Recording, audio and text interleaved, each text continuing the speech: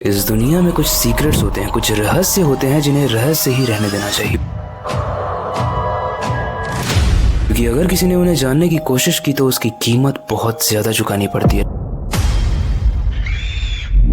लेकिन हम किस रहस्य की बात कर रहे हैं, ऐसी कौन सी सीक्रेट की बात कर रहे हैं, वही इस वीडियो में जानेंगे। लेकिन उससे पहले हेलो गाइस, मेरा नाम है अविनाश कुमार और आप देख रहे हो हॉरर स्टोरीज। सृष्टि नाम की एक वर्किंग प्रोफेशनल एक नई जगह पर शिफ्ट होती है। वो काफी दिनों से घर की तलाश में थी और रास्ते में उसे एक एडवर्टाइजमेंट दिखती है, एक रियल एस्टेट की एडवर्टाइजमेंट, जहां पर एक घर का रेंट बहुत सस्ते में मिल रहा था। सृष्टि तुरंत उस रियल एस्टेट एजेंट के पास जाती है और अपने घर को फाइनलाइज कराती है और अपना रेंट स्टार्ट कर देती है। जब वो नए घर में शिफ्ट होती है तो उसे एक रूममेट की जरूरत थी और सारा उसकी रूममेट बनती है। कुछ दिनों में सृष्टि और सारा काफी अच्छे रूममेट्स बन जाते हैं। सृष्टि सारा को हर चीज में सपोर्ट करती है, ये कहीं भी अगर घूमने भी जाते हैं तो साथ में जाते हैं, मतलब दोस्ती काफी ज्यादा अच्छी हो चुकी थी। लेकिन यहाँ से कहानी में हॉरर एलिमेंट इंट्रोड्यूस होता है और एक दिन जब सृष्टि रात में सो रही थी तो 3 बजे अचानक से वो ऐसा फील करती है कि उसके रूम का दरवाजा एकदम से बंद और खुलने लगा। रूम का सारा सामान इधर उधर पड़ा हुआ है, जबकि रूम में सिर्फ 2 लोग हैं, एक सारा और एक सृष्टि, और उनके घर का मेन डोर भी लॉक्ड था, मतलब कोई चोरी भी नहीं हुई थी। तो ये हुआ क्या था? सृष्टि काफी ध्यान से उस रूम को ऑब्जर्व करने लगती है। तभी उसका ध्यान एक डॉल पर जाता है, एक काली डॉल पर, जो उसी रूम की एक टेबल पर रखी थी। और जब सृष्टि उसे ध्यान से देखती है तो उसकी रूह कांप जाती है, क्योंकि उसे ऐसा फील होता है जैसे वो काली डॉल उसे घूर रही है। इनफैक्ट उसकी आंखें भी ब्लिंक कर रही थी। सृष्टि सारा को जगाती है और फिर सारा बोलती है मुझे तो ऐसा कुछ फील नहीं होता, और फिर वो दोनों ही सो जाते हैं। लेकिन अगले कुछ दिनों तक सारा के साथ नहीं बट सृष्टि के साथ सेम चीजें रिपीट हो रही थी। उसे कभी बाहर से अजीब अजीब क्रीपी आवाजें आ रही हैं, किसी दिन रूम बिखरा पड़ा है, किसी दिन वो डॉल घूर रही है, और किसी दिन उसे काले साया जैसा फील होता है, जैसे कोई जस्ट उसके पास से गुजरा।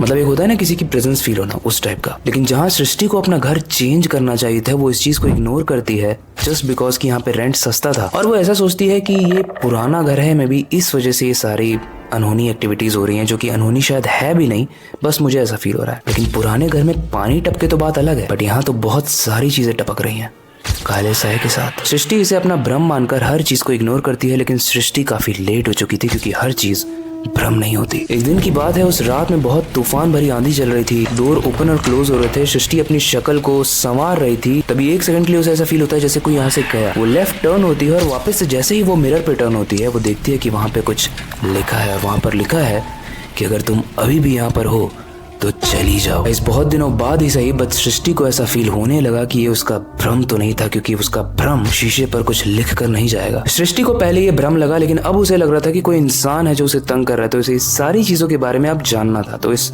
चीज को जानने के लिए वो रिसर्च करती है, वो इस चीज का पता लगाने की कोशिश करती है कि कौन है जो मुझे तंग कर रहा है। तभी रिसर्च करते वक्त उस रियल एस्टेट एजेंट के पास हो जाती है, और वहां पर एक अखबार मिलता है जिसके अंदर जो लिखा था वो पढ़ने के बाद सृष्टि की आत्मा उसके शरीर से बाहर आ जाती है। वो बहुत डर जाती है। ऐसा क्या लिखा था दरअसल उस न्यूज़पेपर में? इसी घर के बारे में लिखा था जहां पर सृष्टि रिसेंटली सारा के साथ शिफ्ट हुई है, और उस न्यूज़पेपर में लिखा था कि 20 साल पहले मरी हुई सारा आज भी उस घर में लोगों को हॉन्ट करती है। इसी वजह से उस घर को कोई भी ना खरीदता है और ना रेंट में रहने आता है। एजेंट ने ये बात सृष्टि से छुपाई, बट अब सृष्टि कुछ नहीं कर सकती थी। सृष्टि बहुत डर गई। इसका मतलब जिस सारा के साथ सृष्टि अभी तक रह रही थी वो है ही नहीं, वो मर चुकी है। लेकिन कहीं ना कहीं सृष्टि को लग रहा था हो सकता है ये सब कुछ बस मुझे डराने के लिए किया जा रहा हो, तो वो डायरेक्टली अपने घर में जाती है और पूरी हिम्मत जुटाकर सारा से पूछती है कि तुम जिंदा हो, तुम मर तो नहीं गई हो? सारा का जो रिप्लाई था वो बहुत ही कूल था। सारा बोलती है क्या तुम भी ये फालतू की बातों पे विश्वास करती हो, भूत पर विश्वास करती हो क्या? तुम चिल करो यार और चलो अपना काम करते हैं कुछ। लेकिन इस बार सृष्टि बेवकूफ नहीं बनने वाली थी। वो अब सारा को नोटिस करने लगती है। वो ये भी देखती है कि सारा कुछ समय के लिए गायब भी हो जाती है, मतलब उस रूम में नहीं दिखती, ना उनके घर में दिखती है। अकेले में खुद से ही बात करती रहती है, मुस्कुराती रहती है। इनफैक्ट जब वो शीशे के सामने जाती है तो उसका रिफ्लेक्शन शीशे में दिखता ही नहीं है। ये कैसे पॉसिबल हो सकता है किसी भी इंसान के साथ? एक दिन अमावस्या की रात थी, सृष्टि अपने घर की सफाई कर रही थी, तभी उसे पुरानी चीजें मिलती है। एक डायरी से लगी हुई डॉल, और उस पर एक ग्रेव मार्कर भी मिलता है, यानी कि ऐसी चीज जो किसी के मरने की याद में बनाई जाती है। गाइस मेरे पास भी वो न्यूज़पेपर है और उस पर लिखा था सारा Elizabeth beloved daughter died 4th February 2004 यानी एक ऐसी लड़की जिसकी रहस्यमय तरीके से मौत ऑलरेडी हो चुकी है, जिसका नाम है सारा। सृष्टि काफी क्यूरियस हो जाती है, काफी डर जाती है और वो उस डायरी को भी खोलने जा ही रही होती है, तभी पीछे से एक आवाज आती है, नहीं मानी ना तू, तुझे जाने के लिए कहा था लेकिन तू फिर भी इन सारे चक्करों में घुसी। सृष्टि समझ गई ये आवाज सारा की है और इस बार सारा अपने भयंकर रूप में है। सारा का रूप बहुत भयानक था, उसकी पूरी बॉडी कोयले से भी ज्यादा काली थी, उसकी आंखें एकदम लाल हो चुकी थी, उसकी पूरी बॉडी खून में लथपथ थी जिससे बहुत गंदी स्मेल भी आ रही थी। इनफैक्ट उसके फोरहेड पर थर्ड आई भी थी जो उसके फेस को और ज्यादा क्रीपी बना रही थी। गाइस, सारा का यह डरावना रूप देखकर सृष्टि बेहोश हो जाती है। ऐसे में सारा अपनी डायरी को सृष्टि के हाथ से ले लेती है और लास्ट में जाते हुए बस ये कहती है कि कुछ सीक्रेट्स को सीक्रेट ही रहने देना चाहिए। एक्चुअली स्टोरी कुछ ऐसी थी कि सारा को मरने के बाद भी इस दुनिया में रहना था और उसके लिए हम सब जानते हैं कि बस एक ही तरीका है, वो है काला तंत्र विद्या यानी ब्लैक मैजिक। दरअसल वो डायरी जो सृष्टि पढ़ने वाली थी वो सारा को इसीलिए पसंद नहीं था क्योंकि उसमें सारे सीक्रेट्स लिखे थे, उसमें सारे मंत्र लिखे थे और उसमें ऐसे क्रीपी मंत्र लिखे थे जिसे पढ़ने के बाद कोई भी इंसान शैतान से सोल की डीलिंग यानी आत्मा की डीलिंग कर सकता है। और सारा 20 सालों से यही करके इस धरती पर जिंदा रह पा रही थी। वो आत्माओं को खुद भी खाती थी और शैतान को भी खिलाती थी। वेल, काफी अजीब सी स्टोरी है। मतलब